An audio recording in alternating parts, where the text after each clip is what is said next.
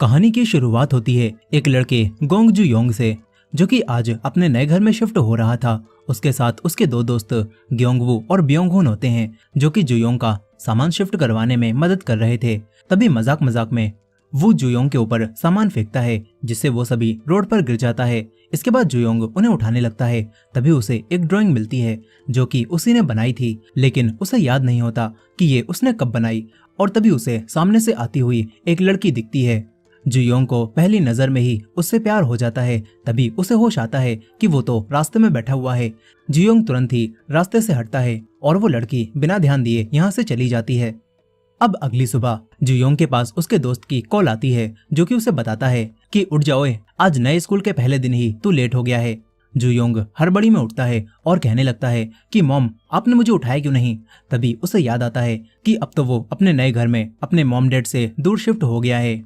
वो भागते हुए स्कूल जाने लगता है। उसकी बस छूटने वाली थी, लेकिन वो ड्राइवर को थोड़ी देर रुकने के लिए कह देता है। मगर जब जुयोंग बस में चढ़ता है तो उसे याद आता है कि वो तो जल्दबाजी में पैसे लाना भूल ही गया। जुयोंग अपने दोस्त वू से उसका कार्ड लेता है, लेकिन उसके कार्ड में भी बैलेंस कम था। अब जू ड्राइवर से कहने लगता है कि अंकल, मैं आपको पक्का कल पैसे दे दूंगा, आज मुझे ऐसे ही जाने दो।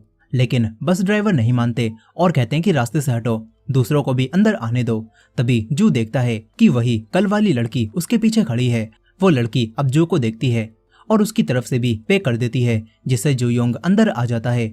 वो वू से कहने लगता है कि ओए, अपने पीछे देख, वो लड़की कितनी सुंदर है, उसने मेरी तरफ से भी पे कर दिया, शायद वो मुझे पसंद करती है।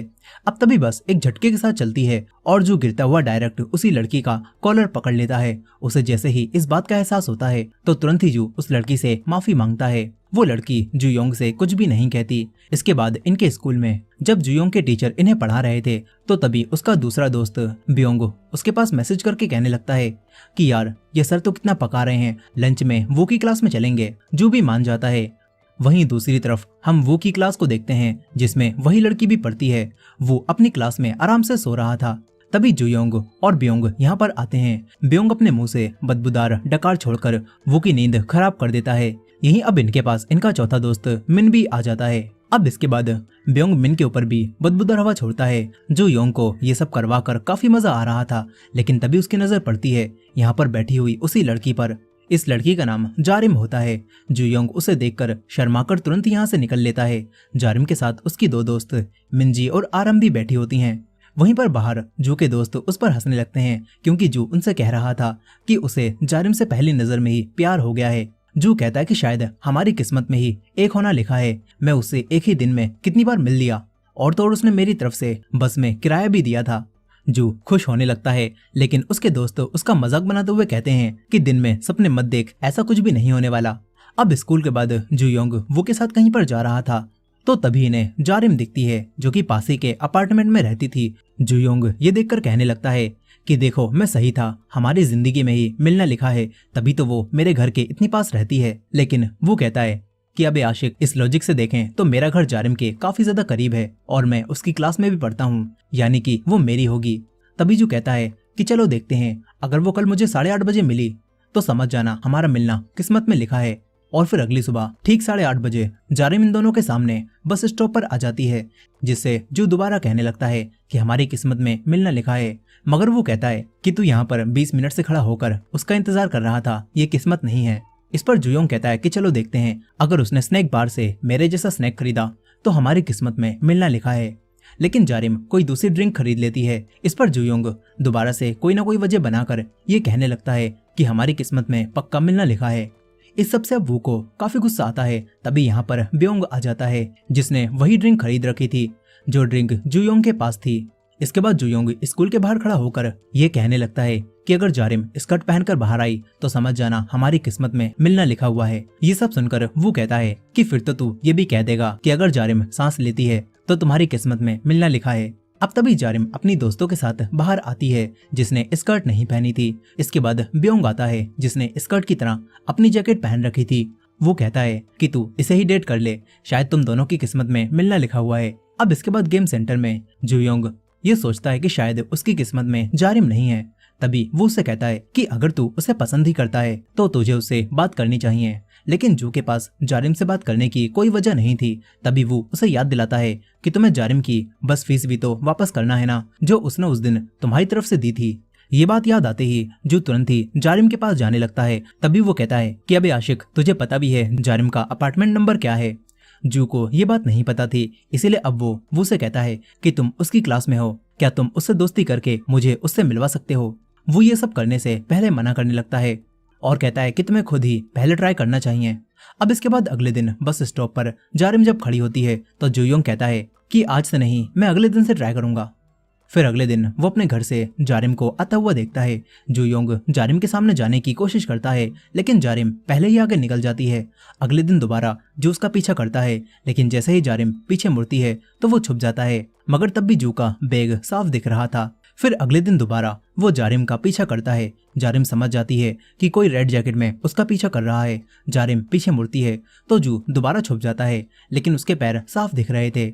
अब इसके बाद स्कूल में वो डायरेक्ट जारिम के पास जाकर कहता है कि जारिम, किसी लड़के से दोस्ती करनी है क्या, मैं करवा दूंगा। लेकिन जारिम मना कर देती है। तभी उसकी दोस्त मिंजी कहती है कि मेरी किसी लड़के के साथ डेट अरेंज करवा दो, लेकिन वो मना कर देता है और कहता है कि तुम्हारे साथ डेट करवा कर मैं किसी भी लड़के की जान खतरे में नहीं डालने वाला। अब तभी जारिम इन्हें बताती है कि कुछ दिनों से शायद एक लड़का मेरा पीछा कर रहा है। वो कहता है कि क्या तुमने उसका चेहरा देखा। जारिम मना कर देती है और कहती है कि मुझे सिर्फ इतना पता है कि आज उसने रेड जैकेट पहनी है और उसका हेयर कट बाउल है। वो ये सुनकर तुरंत ही जू के पास आ जाता है और कहता है कि जारिम ने मुझे बताया कोई लड़का आजकल उसका पीछा कर रहा है। जू ये सुनकर कहता है कि कौन है, मुझे बताओ, मैं उसे छोड़ूंगा नहीं। जू कहता है कि वैसे मैं रोज उसके पीछे ही चलता हूँ, मैंने कभी भी किसी लड़के को नहीं देखा। तभी वो बताता है कि अबे सन की आशिक वो तू ही है जिसे जारिम स्टोकर समझ रही है, और तो और उसे ये भी पता है कि आज तूने रेड जैकेट पहनी है और तेरा हेयर कट बाउल है। ये बात सुनकर जू परेशान हो जाता है। तभी मिन यहाँ पर आ जाता है और जू मौके का फायदा उठाकर उसे अपनी जैकेट देने लगता है और उसका चश्मा खुद पहन लेता है। लेकिन मिंजी ने ये सब देख लिया था, वो सब समझ जाती है। जू कहता है कि मैं उसे जानबूझकर स्टॉक नहीं कर रहा, दरअसल मुझे उसके पैसे वापस करने थे, लेकिन मैं उससे बात ही नहीं कर पा रहा। मगर मिंजी कहती है कि तुम जारिम को पसंद करते हो ना। मिंजी उसे चारों तरफ से देखती है और कहती है कि भूल जा, तेरा कोई भी चांस नहीं है, तुझ जैसे लड़कों को जारिम पसंद नहीं करती। जू कहता है कि फिर वो किस टाइप के लड़कों को पसंद करती है, लेकिन ये बात मिंजी को भी नहीं पता थी क्योंकि जारिम ने आज तक किसी भी लड़के को डेट नहीं किया। ये बात सुनकर जू खुश हो जाता है और कहता है कि फिर तो तुम्हें भी नहीं पता होगा कि जारिम को किस तरह के लड़के पसंद हैं। लेकिन मिंजी पूरी श्योर थी, वो कहती है कि तुम्हारा कोई चांस ही नहीं है, इसीलिए उसे भूल जाओ। ये बोलकर वो चली जाती है।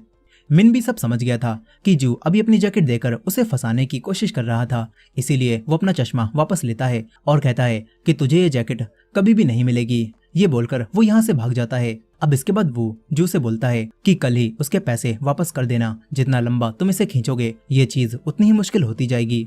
अब इसके बाद अगले दिन दोबारा जू जारिम का पीछा करने लगता है। इस बार जारिम उसे देखकर भागती है और जू भी उसके पीछे भागता है, लेकिन तभी जारिम उसके सामने आ जाती है। वो जू को पकड़कर कहती है कि तू कौन है बे और रोज मेरा पीछा क्यों करता है। जू उससे कहता है कि मैं वही हूँ जिसका उस दिन तुमने बस में किराया दिया था, मुझे तुम्हारे पैसे वापस करने थे। जारिम को याद आ जाता है। अब इसके बाद जू जारिम को 1000 वॉन एनवलप में देता है और कहता है कि मेरा नाम जूयोंग है, वैसे तुम्हारा नाम क्या है। जारिम उसे अपना नाम बताती है और जू कहता है कि मैं तुम्हारे अपार्टमेंट के पास ही में रहता हूँ, क्यों ना हम लोग दोस्त बन जाएं। जारिम भी हाँ बोलकर जाने लगती है। तभी 5 दिन पहले का सीन दिखाया जाता है। जू रात में जागकर उसी नोट पर वो सारी बातें लिख रहा था, जो बातें वो जारिम से मिलकर उससे कहना चाहता था। और अब जारिम को वो नोट देने के बाद वो सोच रहा था कि जारिम उन्हें पढ़ेगी, लेकिन जारिम बिना देखे उनसे बस का किराया दे देती है और ये देखकर जू के अरमानों पर पानी फिर जाता है। अब इसके बाद अगले दिन हम जारिम को उसके घर पर देखते हैं। जारिम की एक छोटी बहन भी होती है जिसका नाम ब्योलिम होता है, और दोनों बहनें सुबह उठते ही बाथरूम की तरफ भागती हैं और पहले जाने के लिए लड़ने लगती हैं।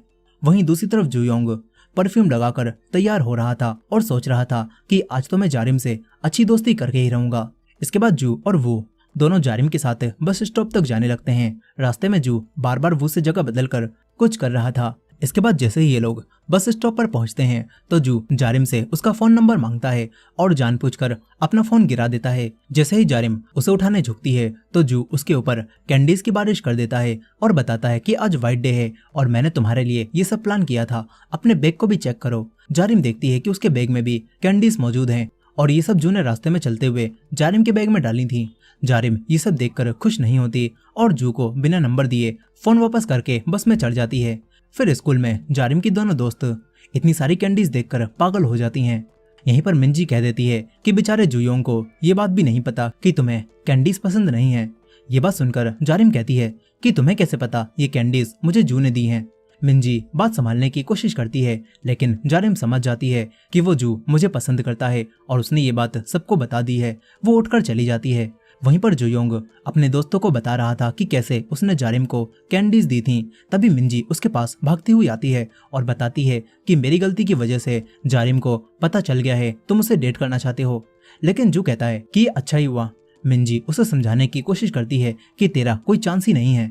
अब तभी जारिम वहां से गुजरती है। जू ये देखकर उसे आवाज लगाता है और ये देखकर मिंजी तुरंत ही छुप जाती है। जू जारिम से कहता है कि तुम मुझे अपना नंबर देना भूल गई थी, अब दे दो। लेकिन जारिम उसे अवॉइड करती है और चली जाती है। फिर मिंजी दोबारा जू से कहती है कि भूल जाओ, तुम उसे कभी डेट नहीं कर पाओगे। अब इसके बाद अगले दिन फिर से सुबह ही जू जारिम के सामने आ जाता है। वो उसे साइन लैंग्वेज में बताता है कि वो उससे प्यार करने लगा है, लेकिन जारिम भी उससे साइन लैंग्वेज में कहती है कि मैं तुझे बीच से काट दूंगी। लेकिन जू तब भी नहीं मानता। वो हर जगह गिटार बजाते हुए उसका पीछा करता है और कहता है कि मुझे अपना नंबर दे दो।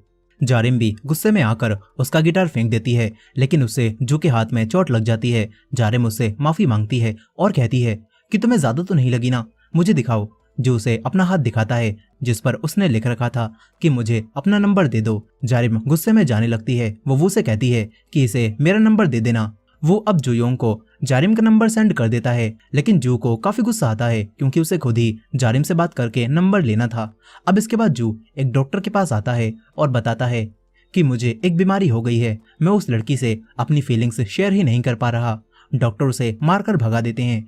तभी उसे जारिम आती हुई दिखाई देती है। वो कुछ कहने वाला था, लेकिन जारिम पहले ही कह देती है कि मुझे बात नहीं करनी। ये बोलकर वो चली जाती है। अब इसके बाद जू उदास होकर बैठा होता है। बाहर बारिश हो रही थी और तभी वो जू के पास आकर बताता है कि जारिम आज अपना छाता लाना भूल गई है। ये सुनते ही जू को आइडिया आता है कि वो जारिम के साथ एक ही अम्ब्रेला में घर जा सकता है। उसके बाकी दोनों दोस्त भी यहाँ पर आ जाते हैं। वो जू को अपना अम्ब्रेला देते हैं, लेकिन तभी ब्योंग कहता है कि क्या पता जारिम की दोस्त भी अम्ब्रेला लाई हो, फिर तो जारिम उनके साथ चली जाएगी। ये बात सुनकर जू अब वो से मदद मांगता है। कुछ समय बाद जारिम की दोनों दोस्त अपना अम्ब्रेला चेक करती हैं तो वो वहां पर नहीं था और वो भी चुपचाप यहाँ से निकल लेता है। अब इसके बाद जाते समय जू अपना छाता लेकर जारिम के पास जाता है और कहता है कि क्या हम साथ में चलें, लेकिन जारिम पहले ही भाग लेती है। फिर वो भी मिंजी और आरम के अम्ब्रेला को उनके पास रखने लगता है, लेकिन मिंजी ये देख लेती है और आरम फाइटिंग में काफी अच्छी थी। आरम वो को मारने के लिए तैयार हो जाती है। इधर जू अब भी जारिम के पीछे जा रहा था। वो जारिम से कहता है कि हम एक ही अम्ब्रेला को यूज कर सकते हैं, लेकिन जारिम नहीं मानती और जाने लगती है। इधर आरम ने एक ही पंच में वो की नाक से खून निकाल दिया था, जिसके बाद वो दोनों यहाँ से जाने लगती हैं। वहीं जू अब अपना अम्ब्रेला जमीन पर जारिम के आगे फेंक देता है और कहता है कि इसे अकेले यूज करो और घर तक चली जाओ, मैं नहीं आने वाला और मैं नहीं चाहता कि तुम्हें कोल्ड हो जाए। लेकिन जारिम अम्ब्रेला नहीं लेती और उसे आगे ही फेंक देती है। कुछ देर बाद ऐसे ही अम्ब्रेला फेंकते हुए जारिम अपने अपार्टमेंट तक पहुंच जाती है। जू भी नीचे आकर रुक जाता है और कहता है कि तुम्हारी वजह से अब अम्ब्रेला खराब हो गया है, इसीलिए मैं भी घर नहीं जा सकता। अब तभी जारिम देखती है कि उसके पास उसका कार्ड नहीं है, इसीलिए वो अपार्टमेंट की बिल्डिंग में अंदर नहीं जा सकती। वहीं पर उसकी दोनों दोस्तों को जारिम का कार्ड जमीन पर पड़ा हुआ मिलता है। वो उसे उठाकर अपने पास रख लेती हैं। यहीं पर जारिम भी अब जू के साथ ही बाहर खड़ी हुई थी। उसके फोन की बैटरी भी खत्म हो चुकी थी और ये देखकर जू से कहता है कि तुम चाहो तो मेरे घर आ सकती हो, मेरा घर यहाँ से पास ही में है, वहां पर तुम अपना फोन चार्ज कर लेना। लेकिन जारिम मना कर देती है। जू गुस्से में कहता है कि ठीक है, अब मैं जा रहा हूँ, मुझे फर्क नहीं पड़ता, तुम्हें चाहे सर्दी लगे या फिर चाहे कुछ भी हो। ये बोलकर वो चला जाता है। वहीं दूसरी तरफ मिंजी और आरम आराम से रेस्टोरेंट में खाना खा रही थीं, क्योंकि ये ट्रीट उन्हें वू ने दी थी और वू के दोस्त भी उसका लंबा चौड़ा बिल बनवाने के लिए खूब खाना खाने में लगे हुए थे। आरम कहती है कि हमें पहले जारिम के पास चलकर उसे उसकी कीज दे देनी चाहिए, वो बाहर खड़ी होगी। लेकिन मिंजी कहती है कि उन्हें डिस्टर्ब करने की कोई जरूरत नहीं है। ये बात सुनकर आरम समझ जाती है कि जरूर ऐसी बारिश में जू जारिम को अपने घर ले जाएगा और उन दोनों में अच्छी दोस्ती हो जाएगी। लेकिन ऐसा कुछ भी नहीं हुआ था और जारिम अकेली खड़ी हुई थी। मगर तभी यहाँ पर जू वापस आ जाता है। वो अपने घर से जारिम के लिए कुछ कपड़े लाया था। जारिम कहती है कि तुम भीगे क्यों हो, क्या तुम्हारे पास कोई दूसरा अम्ब्रेला नहीं था क्या? जू कहता है कि हाँ मेरे पास नहीं है, जब मैं यहाँ पर शिफ्ट हुआ था तो उसे लाना भूल गया। जारिम उससे कहती है कि वैसे तुम वापस क्यों आए हो। इस पर जू कहता है कि जाहिर सी बात है, मुझे तुम्हारी चिंता हो रही थी। ये देखकर अब जारिम जू से कहती है कि चलो तुम्हारे घर चलते हैं। वो जाने वाली थी, लेकिन तभी एक आंटी बिल्डिंग के अंदर से निकल कर आती हैं, जिससे दरवाजा खुल जाता है और जारिम अंदर जा पाती है। लेकिन अब वो जू को भी अंदर खींचकर उससे कहती है कि 2 मिनट यहीं पर इंतजार करो। जारिम उसे अपने घर से अपना एक स्वेटर लाकर देती है जो कि गीला नहीं था और इसे पहनने के लिए कहती है। साथ ही जारिम उसे एक दवाई भी देती है ताकि जू को सर्दी ना लगे। और जाने के लिए जारिम जू को एक अम्ब्रेला भी देती है और कहती है कि इस सब के बाद भी अगर तुम बीमार पड़ गए ना तो मैं तुम्हें खुद जान से मार दूंगी। ये बोलकर वो चली जाती है। जू अब खुश होकर जाने लगता है। वो जारिम के कपड़ों में जारिम की स्मेल को सूंघ रहा था। तभी यहाँ पर जारिम की बहन लिम आ जाती है। वो उसे देखती है और सोचती है कि ये कौन है। इसके बाद लिम ऊपर आकर जारिम से कहती है कि नीचे जो लड़का है वो तुम्हारा दोस्त है ना, आखिर तुमने उसे मेरी हुडी क्यों दी। जारिम उसे छेड़कर खुश होने लगती है और वहीं पर जू सोच रहा था कि ये स्वेटर जारिम का है। और इसी एंडिंग के साथ इस के ड्रामा के 2 एपिसोड्स की कहानी यहीं पर खत्म हो जाती है। दोस्तों, अगर आपको इस के ड्रामा के आगे के एपिसोड्स भी देखने हैं तो कमेंट सेक्शन में नेक्स्ट पार्ट लिखना मत भूलिएगा और इस वीडियो को भी लाइक करके हाइप कर दीजिएगा। मिलते हैं नेक्स्ट पार्ट में।